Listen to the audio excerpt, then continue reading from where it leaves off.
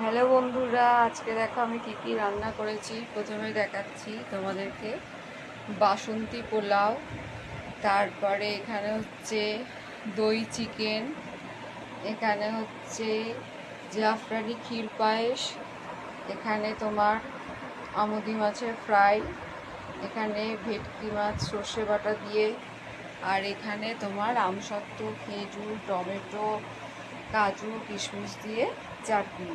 আর ভাত আর ডালটা এখানে এখন দিইনি, ভাত ডালটা আর এখানে পরিবেশন করিনি, ভাত আর ডালও তার সাথে রয়েছে। তাহলে আমার এই মেনু আজকে তোমাদের সবার কীরকম লেগেছে অবশ্যই কমেন্টস করবে, এবং ভালো লাগলে অবশ্যই শেয়ার করো।